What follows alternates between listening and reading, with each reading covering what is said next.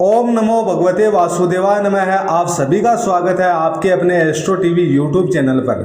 जय श्री राधा कृष्ण। वैशाख मास की बड़ी भारी महिमा है। चारों युगों में अलग अलग प्रभाव हुए। किसी युग में दान का प्रभाव था, किसी युग में यज्ञ का प्रभाव था, किसी युग में सत्य का प्रभाव था, लेकिन वैशाख मास के स्नान का प्रभाव चारों युगों में था। इसलिए वैशाख के इस पावन महीने में शुभ कर्म करके अधिक से अधिक पुण्य अर्जित करो। अब श्री गणेश जी महाराज और अपने गुरुदेव को याद करते हुए वैशाख मास महात्म का 7वां अध्याय सुनते हैं। जय गणेश जय गजवंदन कृपा सिंधु भगवान, मूषक वाहन दीजिए ज्ञान बुद्धि वरदान। बोलो गणेश जी महाराज की जय। गुरु अनंत तक जानिए गुरु की ओर ना छोर, गुरु प्रकाश का पुंज है निशाबाद का भोर। बोलो गुरुदेव महाराज की जय। वैशाख मास महात्म के अध्याय 6 में संक्षेप में हमने वैशाख मास में स्नान और तर्पण की विधि जानी थी। आज इस अध्याय 7 में श्री माधव के पूजन की विधि और महिमा को सुनेंगे। शुरू करते हैं। नारद जी स्नान और तर्पण विधि बताकर कुछ देर रुके, फिर पुनः बोले, हे राजन, प्रतिदिन तीर्थ स्नान, तीनों द्वारा पितरों का तर्पण, धर्म घट आदि का दान और श्री मधुसूदन का पूजन, यह भगवान को संतोष प्रदान करने वाले हैं। वैशाख मास में इनका पालन अवश्य ही करना चाहिए। वैशाख में तिल, जल, स्वर्ण, अन्न, शक्कर, वस्त्र, गो, जूता, छाता, कंबल या शंख तथा घड़ा, इन वस्तुओं का ब्राह्मणों को दान दें। तीनों संध्याओं के समय एकाग्रचित हो। विमल स्वरूपा साक्षात भगवती लक्ष्मी के साथ परमेश्वर श्री विष्णु का भक्ति पूर्वक पूजन करना चाहिए। फूलों और फलों से भक्ति पूर्वक श्री हरि का पूजन करने के बाद यथाशक्ति ब्राह्मणों की भी पूजा करनी चाहिए। पाखंडियों से वार्तालाप नहीं करनी चाहिए। जो फूलों द्वारा विधिवत अर्चन करके श्री मधुसूदन की आराधना करते हैं वे सब पापों से मुक्त हो परम पद को प्राप्त करते हैं। श्री निराज जी बोले, राजेंद्र सुनो, मैं संक्षेप से माधव के पूजन की विधि बतला रहा हूँ। राजन, जिनका कहीं अंत नहीं है, जो अनंत और अपार हैं, उन भगवान अनंत की पूजा विधि का भी अंत नहीं है। श्री विष्णु का पूजन 3 प्रकार का होता है, वैदिक, तांत्रिक तथा मिश्र। तीनों ही बताए हुए विधान से श्री हरि का पूजन करना चाहिए। वैदिक और मिश्र पूजन की विधि ब्राह्मण आदि 3 वर्णों के लिए ही बताई गई है, किंतु तांत्रिक पूजन विष्णु भक्त शूद्र के लिए भी उचित है। साधक पुरुष को चाहिए कि वह शास्त्रों विधि का ज्ञान प्राप्त करके एकाग्रचित हो, ब्रह्मचर्य का पालन करते हुए श्री विष्णु का विधिवत पूजन करें। भगवान की प्रतिमा 8 प्रकार की मानी गई है। शिलामयी, धातुमयी, लोहे की बनी हुई, लिपने योग्य मिट्टी की बनी हुई, चित्रमय बालू की बनी हुई, मनोमयी तथा मणिमय। इन प्रतिमाओं की प्रतिष्ठा 2 प्रकार की होती है, एक चल प्रतिष्ठा और दूसरी अचल प्रतिष्ठा। चल प्रतिष्ठा होती है जिसमें प्रभु कहीं भी जा सकते हैं, और अचल होती है जो फिक्स होती है। राजन, भक्त पुरुष को चाहिए कि उसे जो कुछ भी सामग्री प्राप्त हो उसी से भक्ति भाव के साथ पूजन करें। प्रतिमा पूजन में स्नान और अलंकार ही अभीष्ट है, अर्थात भागवत विग्रह को स्नान कराकर पुष्प आदि से श्रृंगार कर देना ही प्रधान सेवा है। श्री कृष्ण में भक्ति भाव रखने वाला मनुष्य यदि केवल जल भी भगवान को अर्पित करे तो वो उनकी दृष्टि में श्रेष्ठ है। फिर गंध, धूप, पुष्प, दीप और अन्न आदि नैवेद्य अर्पण करने पे तो कहना ही क्या है। पवित्रता पूर्वक पूजन की सारी सामग्री एकत्रित करके कुशा का आसन बिछाकर उस पर बैठें। पूजन करने वाले का मुख उत्तर दिशा की ओर या प्रतिमा के सामने हो। फिर पाद, अर्ध स्नान तथा पूजा आदि की व्यवस्था करें। उसके बाद कर्णिका और केसर से सुशोभित अष्टदल कमल बनावें और उसके ऊपर श्री हरि के लिए आसन रखें। तदंतर चंदन, खस, कपूर तथा अर्गजा यानी सुगंधित लेप या उपटन से सुगंधित जल के द्वारा मंत्र पाठ पूर्वक श्री हरि को स्नान करें। वैभव हो तो प्रतिदिन इस तरह की व्यवस्था करनी चाहिए। स्वर्ण धर्म नामक अनुवाक, महापुरुष विद्या, सहस्त्र शीर्षा आदि पुरुष सूक्त तथा सामवेय विदोक्त निरंजना आदि मंत्रों द्वारा प्रेम पूर्वक भगवान का यथो योग्य श्रृंगार करें। पुजारी श्रद्धा पूर्वक आचमनीय गंध, पुष्प, अक्षत तथा धूप आदि उपहार अर्पण करें।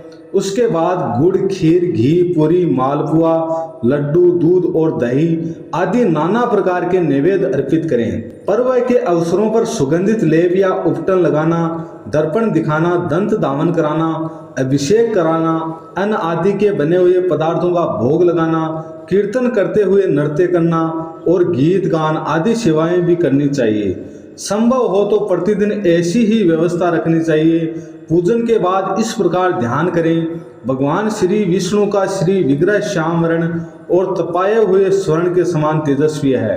भगवान के शंख चक्र गदा और पद्म से सुशोभित 4 भुजाएं हैं। उनकी आकृति शांत है। उनका वस्त्र कमल केसर के समान पीले रंग का है। वो मस्तक पर कीट तथा दोनों हाथों में कड़े, गले में यज्ञ पवित्र तथा अंगुलियों में अंगूठी धारण किए हुए हैं। उनके वह स्थल में श्री वत्स का चिन्ह है।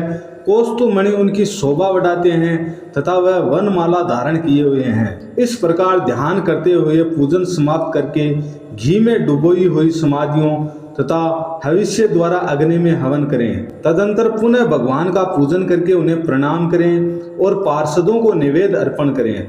उसके बाद मुख शुद्धि के लिए सुगंधित द्रव्यों से युक्त तांबूल निवेदन करना चाहिए। फिर छोटे बड़े पौराणिक तथा अवार्चनीय स्रोतों द्वारा भगवान की स्तुति करके भगवान प्रसन्न होइए इस प्रकार कहकर प्रतिदिन दंडवत प्रणाम करें। अपना मस्तक भगवान के चरणों में रखकर दोनों भुजाओं को फैलाकर परस्पर मिला दें और इस प्रकार कहें, हे परमेश्वर, मैं मृत्यु रूपी ग्रह तथा समुद्र से भयभीत होकर आपकी शरण में आया हूँ, आप मेरी रक्षा करें। इसके बाद भगवान को अर्पण की हुई प्रसाद माला आदि को आदर पूर्वक सर पर चढ़ाएं। यदि मूर्ति विसर्जित करने योग्य है तो उसका विसर्जन करें। ईश्वरीय ज्योति को आत्म ज्योति में समर्पित कर लें। प्रतिमा आदि में जहाँ भगवान का चरण हो वहाँ श्रद्धापूर्वक पूजन करना चाहिए। मन में ये विश्वास रखना चाहिए कि जो संपूर्ण भूतों में तथा मेरी आत्मा में रम रहे हैं वो सर्वात्मा परमेश्वर इस मूर्ति में विराजमान है। इस प्रकार वैदिक तथा तांत्रिक क्रिया योग के मार्ग से जो भगवान की पूजा करते हैं वो सब ओर से अभिष्ट सिद्धियों को प्राप्त होते हैं। श्री विष्णु प्रतिमा की स्थापना करके उसके लिए सदृढ़ मंदिर बनवाना तथा पूजा कर्म की सुव्यवस्था के लिए सुंदर फुलवाड़ी लगाना, बड़े बड़े पर्वों पर तथा प्रतिदिन पूजा कार्य का भली भांति निर्वाह होता रहे, इसके लिए भगवान के नाम से खेत, बाजार, कस्बा और गांव आदि भी लगा देना चाहिए। ऐसा करने से मनुष्य भगवान के सायुज्य को प्राप्त होता है। भगवत विग्रह की स्थापना करने से, सर्वभौम यानी सम्राट के पद को मंदिर बनवाने से, तीनों लोकों के राज्य को पूजा आदि की व्यवस्था करने से, ब्रह्मलोक को तथा इन तीनों कार्यों के अनुष्ठान से मनुष्य भागवत सायुज्य को प्राप्त कर लेता है। केवल अश्वमेध करने से किसी को भक्ति योग की प्राप्ति नहीं होती। भक्ति योग को तो वही प्राप्त करता है जो पूर्वोक्त रीति से प्रतिदिन श्री हरि की पूजा करता है। राजन, वही शरीर शुभ कल्याण का साधक है जो भगवान श्री कृष्ण को साष्टांग प्रणाम करने के कारण धली दशित हो रहा है। नेत्र भी वो ही अत्यंत सुंदर और तप शक्ति से संपन्न है जिनके द्वारा श्री हरि का दर्शन होता है। वही बुद्धि निर्मल और चंद्रमा में संलग्न रहती है और वही जीव्या मधुर भाषणी है जो बारंबार भगवान नारायण का सत्वन किया करती है। स्त्री और शूद्रों को भी मूल मंत्र यानी ओम नमो भगवते वासुदेवाय के द्वारा श्री हरि का पूजन करना चाहिए तथा अनन्य वैष्णव जनों को भी गुरु की बताई हुई पद्धति से श्रद्धापूर्वक भगवान की पूजा करना उचित है। हे राजन, ये सब प्रसंग मैंने तुम्हें बता दिया।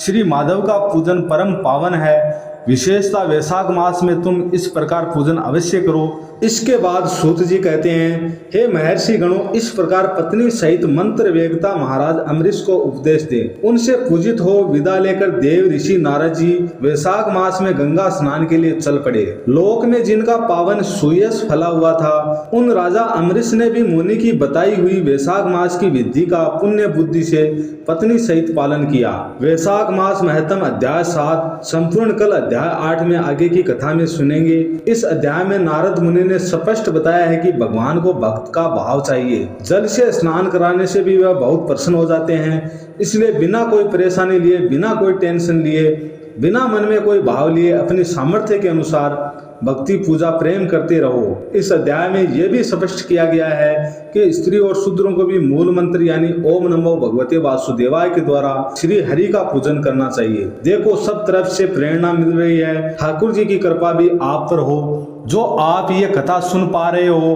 पता ही है कि जीवन क्षण भंगुर है, अभी है, अगले पल का पता नहीं क्या हो जाए। और मौत को सदा याद रखो।